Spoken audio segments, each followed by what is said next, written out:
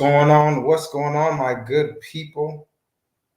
Give me 1 second. I wanted to pull something up. I hope everyone's having an excellent Monday. I wonder if you guys like me. Because every time I show up, it's Monday. So I'm hoping you're enjoying life. You enjoy life, you enjoy Mondays. I was so excited. I don't know if I was excited or I was stressed. Either way, I was up at 1 o'clock. So I try to do the right thing on Sunday. Try to go to bed early. And it worked against me because I woke up at 1 o'clock and I'm like, I thought it was 3:30. I finally took a look at the time. It was 1 o'clock and I haven't been to sleep since. I couldn't go get back to sleep. I was excited to get the day started, move forward. It's Monday, more than 3/4 through with the month. 7 more days. We're done with February. We're into March. Lots of people who I love, their birthdays are in March and the beginning of April. So excited about that. I also have a birthday coming up now with my niece, Nevaeh. Shouts out to her. So I appreciate everybody. Real quick, housekeeping. I'm going to need you guys to like, and share the broadcast. I appreciate you guys for checking in each and every Monday, or sometimes you guys catch me on the replay. I definitely appreciate it. Much love. It's work, people. This is work. But I every time I want to come by and give you as much information as I possibly can, so that we're all progressing, right? Because nobody wants to be alone at the top. I want to bring everybody with me. It starts with home ownership. All right, cool. Let's get into some real estate news. Let's talk about it. I was reading this article, so forgive me. It says existing home sales surged 6.7%. Look at this. Listings remained tight, meaning the homes on market, they didn't stay, they're on and they're off. And I'm going to give you some insight into that as well, which I thought was awesome. Had an excellent convention last week. I went to a Mike Ferry event. Mind blown. Guy's been coaching real estate agents since 1975, and there's a reason for it.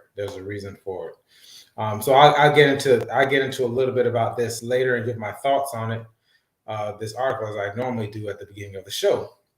So it says tight and prices rose 15.4% year to year. Houses beat inflation. If you are a homeowner, you beat inflation. Give yourself a pat on the back. But you doubled it.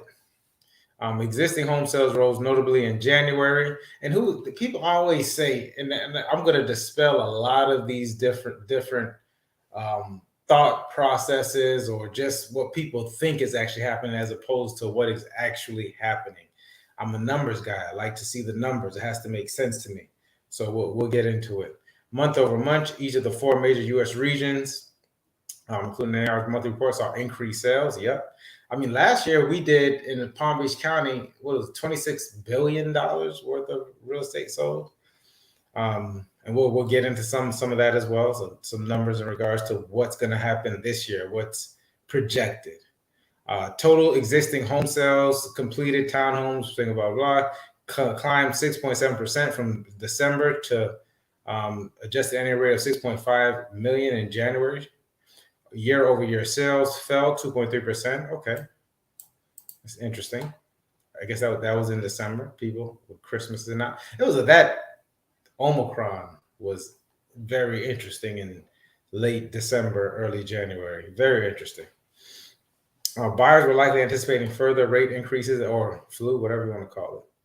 Locking in at the low rates. It's still extremely low. It's risen from the extremely low rates it was. I think we're right under 4%. Still an excellent time. Total housing inventory in January was 860,000. This is nationally. Down 2.3% from December, down 16.5% year to year. I'm going to tell you about this, and I'm going to tell you why it's important for you to have the right agent. The right agent. This is incredible, and hopefully I can communicate this during this broadcast. Inventory of homes on the market remains woefully depleted. Yep, and in fact is currently at an all-time low. new home builders can't keep up with the demand.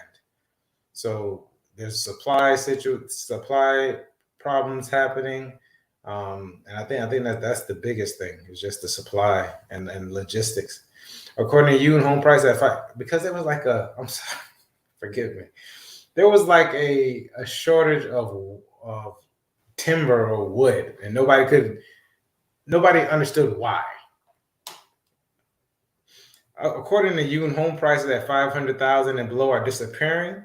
Homes priced at 500,000 below. Okay, yep. While supply has risen at higher price range, you could have lived in a house. You could have bought a house in 2013, 14, 15, 16. I would even say up to 17 and enjoyed all of this that's going on right now. Everybody who bought between that time and even prior to that time, this is the time. If you made some interesting decisions back, in 2005, 4, 6, 3, 4, 5, 6, 2000s, and we're kind of upside down, and this is, if you want to get out, this is the time.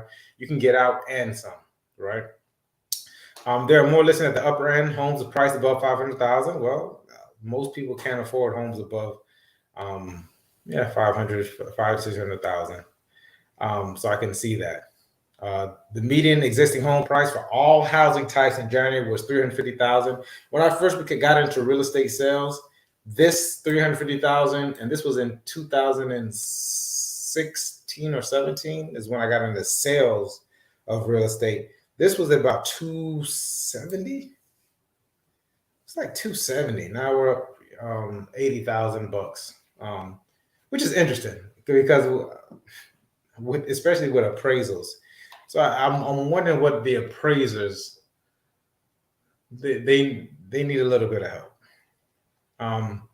350,300 up 15.4%, because this is not going down. It's not going to go up. I doubt it'll go up another 15.6%. Who knows? I don't know, but I don't think it'll be another 15.6% next year, January. But it's not going to be, doom and gloom like back in the Great Depression, 2008. 350,000 up 15.4% from, look at this, January 2021. The median this home price for all housing types in January was 350 up. Okay, so this was in a year's time. It went up 47,000. That's incredible. That's incredible. With prices higher in each of the four regions, January marks 119 consecutive months of year-over-year increases, the longest running streak on record. And it's not going to stop for now. Not the next 3 to 4 months. It's incredible.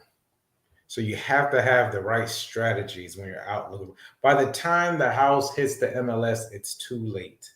People are putting in offers before they even see the house not seen. So it's incredible. So you have to have the right strategy. Maybe I'll let you into the right strategy. Properties typically remain on the market for 19 days in January, equal to days on market for December, and down from 21 days in January 2021. 19 days, that's not a little over 2 weeks. 4 out of 5 homes, 79% sold in January, were out on the market for less than a month. Okay. First-time home buyers were responsible for 27% of sales in January, down from 30% in December, and down from 33%. And I think that's going to continue happening.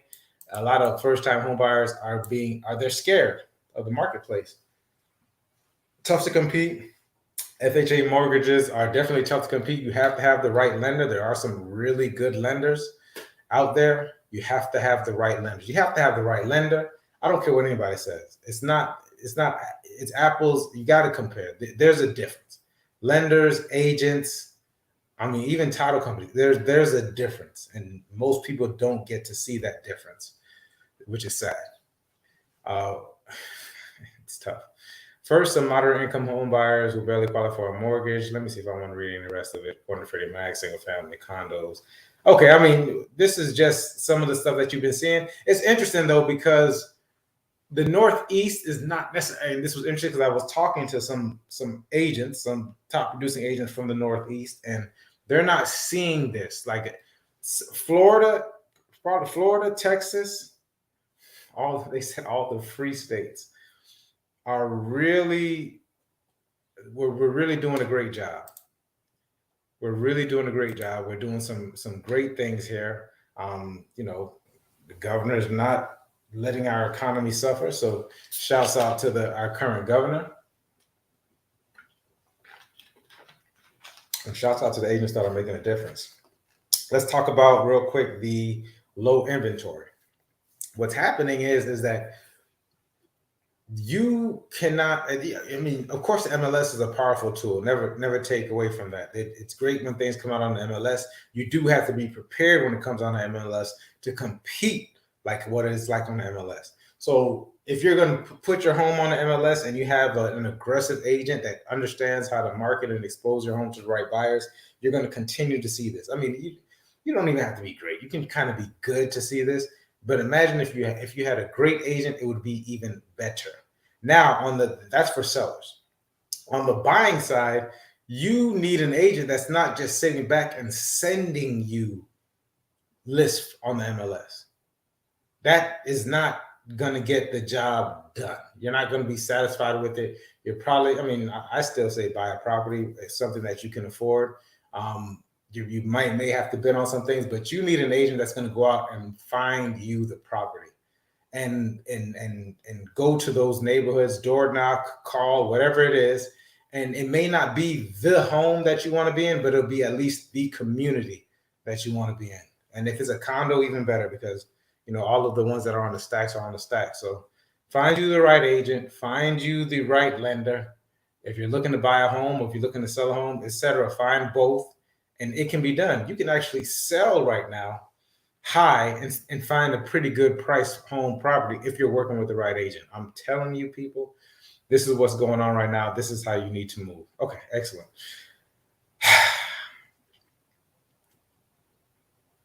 Let's get into the topic, which is communication. Communication. So the studies have shown with communication, and this is something that I had to learn. Like once again, shout out one time for Mike Ferry, Milton James for the invite last week, and I really want to bring out these notes that I got. Nina Edmonds sent me from Atlanta. Great, these are two great realtors, Milton in Orlando, Nina in Atlanta. At the Mike Ferry that I met and knew prior to the Mike Ferry, but Milton invited me to the Mike Ferry event last week. So let's get into the communication, right? Communication, it's not what you say, it's what they hear. This is something I'm learning. Me, Mike, Toastmaster Mike, still working on myself. So it's not what you say, it's what they hear. I'm always joking with Elijah when I tell him to do something. I say, I know I speak English, right? Like we both speak English, but he doesn't hear what I'm telling him. So there's some numbers that are broken down. I'm not going to put it on the screen. I'm going to read it out to you. 7% of what people hear are the actual words. That's interesting. I come from the place where words mean something. That's what I say. However, they do, just not that much apparently. So 7% of what you hear is the words. Okay. 38% is your tone inflection. How soft you talk. Sometimes you got to have people lean in, so you talk softer, right? If you're yelling, what does that mean? You can be saying I love it, but the way that it's said, it's the tone of it. And then 55% is the body language. The body language. Expressive body language. Isn't that, and most people when they hear that for the first time, like it's crazy, right? It's 7% what you say, the actual words, 38% is the tone, 55% is the body language when people are around you. So keep that in mind. But above all, keep in mind is that it's not what you're saying, tone or otherwise, it's what people hear. because people have to interpret what you're saying through their lens, through their filter, through their emotions, through their experiences, right? So you might say something, and this is what I'm learning. I might say something in plain English, and I mean the words that I'm saying. However, people may interpret it different, which may cause for further explanations. So these are some of the things that I'm going to, three things. I'm not going to be on here too much longer. It's already 16 minutes of how to improve your communication. Number one, it could be self-explanatory, but it's not, because most of us tend to listen to respond rather than listening to hear. We're so, and this is me included, this is some of the things that I'm working on. We're so caught up with what we have going on in our mind, having to spit something out, having to, I wouldn't say confront, but kind of go against what someone is saying, or even to give your own experience. You could just be aligned with that person, and you can be agreeing with them and say, yeah, well, let me tell you about what's going on with me. You're not really communicating. You're not really listening. Because when you're doing that, you may miss key things within that conversation that you can repeat to the person that can affirm what they're saying. It's a science to this stuff. There's a science. So you listen, and here's a sales technique. Then you repeat and you affirm. Right? I'm going to Florida. I can't wait to go to Florida. My family's there. Oh, so you're going to Florida and your family's there. That's awesome. Repeat and affirm. Ask a question. Whoa. When are you going to go? Who, what, where, why, and when? Ask another question. Instead of saying, oh, you're going to Florida. Oh, I've been to Florida. It's beautiful there. You should go. You should repeat and affirm. There'll be a time for you to communicate, for you to say, to give your experiences. Oftentimes, it's not when they're the first time when they're giving you some information about themselves. Okay? So, but in order for you to do that, in order for you to repeat and affirm, you need to be listening. Number two, the platinum rule. I don't know, is platinum worth more than gold now? I remember at one point in time it was. Everything was platinum. Platinum over gold. I'm not sure if platinum is worth more than gold right now. So what is the platinum rule? Treat others the way they would like to be treated. I mean, and if you really got into the golden rule, it's essentially the same thing, but to communicate it better. They came up with the platinum rule. Probably sells books. I'm sure it was a book or something. So you have to treat others the way they would like to be treated. Now, what does that mean? First off, you need to listen to this person.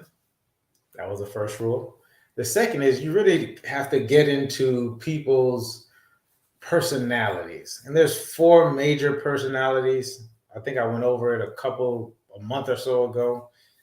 You all should check it out, the DISC personality. There's some more involved personalities, Myers-Briggs. There's a couple other things that, there's all these different, but I'm going to go with the basic 4 personality just for the sense of making it simple. And that's going to be your D, which is your driver, Pauls. And then you have your I, your influencer, people, expressives. The S is sociable or amiable. They want to get along. And your C is your analytical. I think it's cautious is what the C stands for, if I'm not mistaken. You can check it out. So you need to treat people the way that they want to be treated when you're communicating with them. So if I'm talking to an expressive and I know that because I'm listening to what they're saying and they're talking, they want to be heard and they talk a lot, then you got to treat them the way an expressive would want to be treated. Then you have the drivers who are straight to the point. What are we talking about? What are the results? You got to talk to the driver as such. They just want to know, bop, bop, bop, hit the point. Amiable is just they want to know Everyone wants to get along and know how you feel about it, how you feel. How am I feeling about it? And of course, the analyticals, which is the C, they want to know numbers. What are the numbers? How much am I netting? How much is it going to cost? An exact number, as exact as you can get, right? Not a roundabout, not approximately. You're going to get, it's looking like you're going to be at above. This is the percentage points. The platinum rule, people treat people the way they want to be treated. The last thing, because listen, okay, I got it. I understand that. The platinum rule, okay, I definitely started understanding and learning that in regards to the DISC personality and even myself, because really with DISC personality, you also want to know who you are as well. That helps, but you want to treat others the way they want to be treated. Now, the last one is where I